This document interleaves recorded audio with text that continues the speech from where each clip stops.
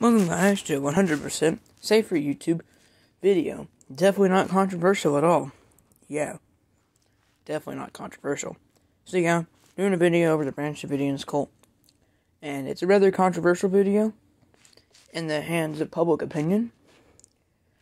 As you can see, I'm a pretty anti-authoritarian, anti-tyranny, more liberal type person. I lean more to liberal left in my ideologies. Not super extremist left. Not extremist libertarianism, but I am anti-authoritarian on the libertarian compass. Libertarian side of the compass. Quadrant 3, I think 4 or something like that. Yeah. So, I do believe the government is at fault for this. I'm here to expose their truths. I'm also doing this to see how many views it'll get. I'm not looking for views, but this might boost my channel up a lot. Saying this is pretty unique compared to other videos out there, so enjoy. Vernon Wayhouse was born on August 17, 1959, in Houston, Texas. He died April 19, 1993, at Mount Carmel Center. David Koresh is known as the leader of the Branch Davidians and played a pretty big role in the Waco siege of 1993. He founded the Branch Davidians. He didn't find them, but he didn't become the leader of the Branch Davidians in the 1980s. Branch Davidians were an offshoot of the Branch Davidians, or of an offshoot of the Seventh-day Adventist Church. David Koresh, as he was later known, thought he was a prophet and saw himself as an angel, actually. In 1984, David Koresh got married to a 14-year-old girl, the one seen in the picture, named Rachel Jones, later Rachel Koresh. David Koresh was known in the group for being quite a rebellious guy, and he had his own teachings of prophets, which eventually led him to controversy. How David Koresh rose to power, however, was pretty funny. In 1987, he and George Roden got in a shootout. George Roden is the son of the founder of the Branch Davidians.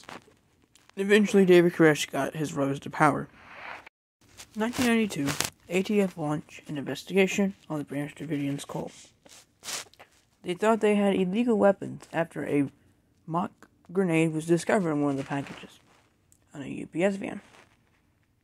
However, though, the ATF, the Branch Davidians, had operated a FFL, or a firearm business in short terms, and had a legitimate business going on, and didn't plan anything malicious.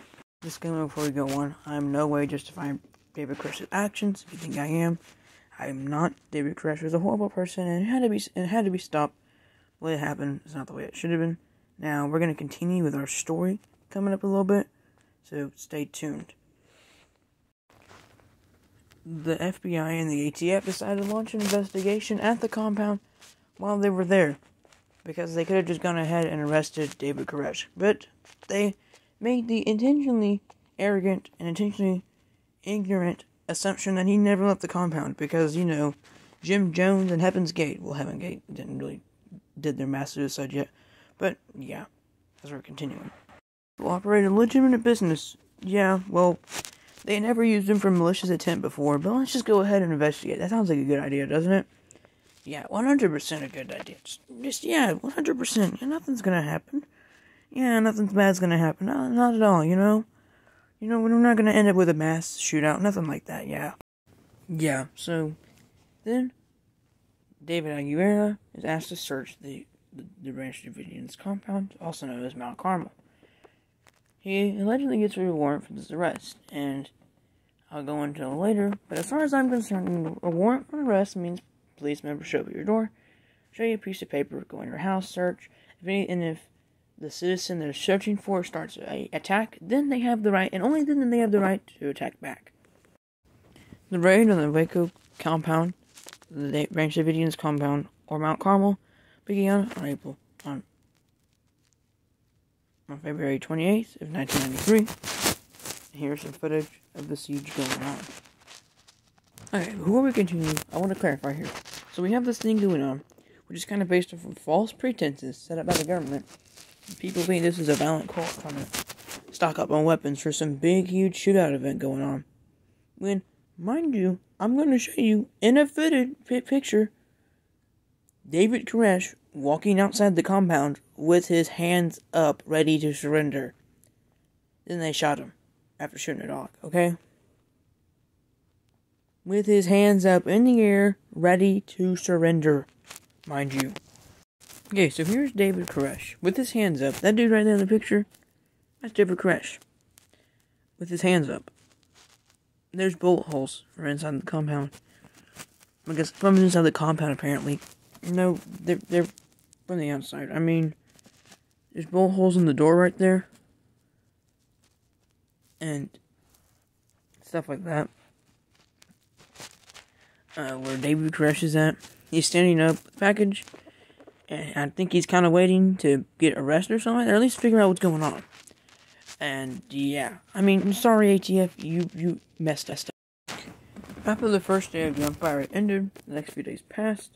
And the FDA and the ATF agents are getting pretty tired. Because of this, they're doing what I can only really describe as psychological warfare. Like, I mean, they're playing the little dolphin noises, sounds of rabbits being murdered, pop songs, fighter jets, helicopters. Like, what? Unfortunately, I was unable to find any footage for this psychological warfare. I should say, fortunately. All the stuff that you'd have to endure to hear. Spotlights being flashed at the building, rabbit noises, I just hate it. Just dumb. Here we go with the fire.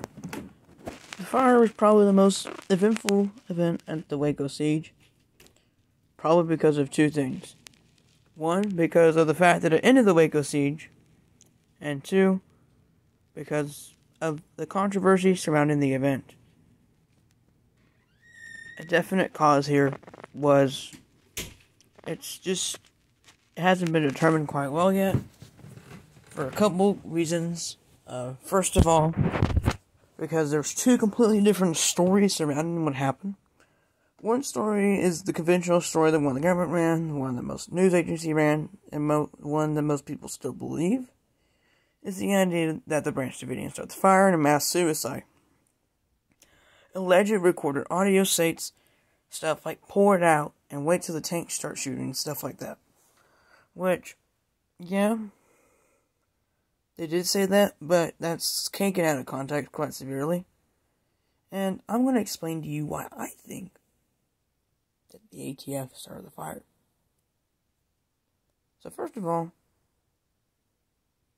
on the day of the incident, just to get a background here, the ATF shot tear gas into the building at about 6 o'clock in the morning. It wasn't until like 11 that the fire broke out. At 6 o'clock in the morning, they shot tear gas into the building. And here's the thing. You got all this stuff, psychological warfare, all the shooting, stuff like that. And just to get enough in your hair, these people thought that this was like a crazy cult that went out. And it was a crazy cult. But, like, they didn't go out by, like, a blaze of glory or anything like that. So they go in to shoot the tear gas, try to get people out. And first of all, they're gassing children. They're gassing children. They are gassing goddamn children. Just how? They're gassing children and elderly people knowingly.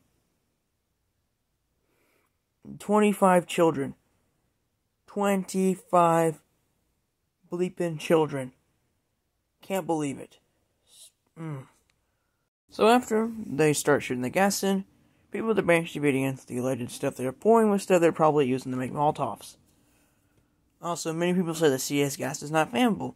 Even though CS gas is flammable, they say it's flammable to an open flame, which, when there's a bunch of tank shooting, that's probably going to happen. And they shot at the top. The person I think was the crappiest out of this whole situation was Janet Reno, the defense person on this entire team.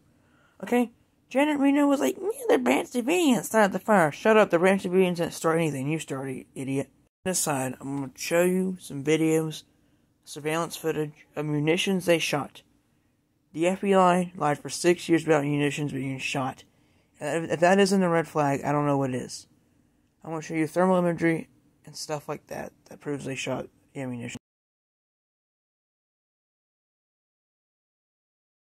Here are my final thoughts on the Waco siege. So yeah, I believe the ATF started the fire, that they fired the first shot. I don't talk about exactly what happened here. I don't talk about my final thoughts and all that stuff. And, well, Simply, this is a tragedy that shouldn't have happened, and it's just something that's stupid, and it led to too many things. It led to the Oklahoma City bombing. That doesn't justify the actions of Timothy McVeigh at all, but it kind of provides a motive. And is David Koresh 100% in the right? Hell no. He was a horrible person. But does that excuse the actions of the ATF? No. Starting a fire is not good. And you may be saying, well, there's no way they started the fire. There's no good evidence. First of all, pyrotechnics were found on the scene 6 years after the actual damage was done. Also, there's a big hole, and I guess I'll show you an image of it at the very end of the video. Of the actual of the roof of the hut, of the brick shelter they went into. Also, they went to a shelter and had gas mask on. In a fire, they have gas mask on, which they can still get burned, but they were putting gas mask on, which protects their face from smoke and from the tear gas. And if they were worried about killing themselves, I'm sure they weren't worried about going out to a bunker made of bricks or concrete that's been compromised concrete that is very sustainable and strong if they weren't trying to die. But no matter the case, it's a tragedy, and it's just a failure on both ends. Also, the government just let that place burn. They even let the fire department come. It's just stupid. Also, when I was looking for images, I stumbled across some very scary images of dead children. No. That's so disgusting, first of all. It's so just bad. And just so horrifying. It's so horrifying. Government, you screwed up. Okay? And I'm not even joking. You can come to my house and arrest me for exercising my First Amendment right. But you screwed up, okay? And whoever did this deserves the death penalty. I don't even like the death penalty. Whoever did that deserves it. And don't think to be the only time I'm talking about your bad actions, government. Because I have more to come. I have a video about the Hope bombing in 1985. That certainly has more of a motive for the government. Also, as you're gonna see in this video, the David Koresh's flag flies off, and then the ATF raises the flag, and a symbol of military conquest. Like they just took over a country. Like what the heck, dude? You scumbags. You deserve to die. You should have died in that fire, not the Branch Davidians. Only person that should have ever died was David Koresh, and that was it. And even he shouldn't have died. Just bad.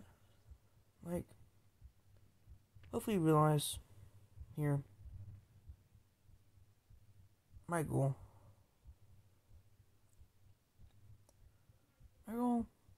isn't to create hate speech. My goal is to expose how corrupt our government is, and to expose the corrupt actions of people, and to expose bad people for their bad actions.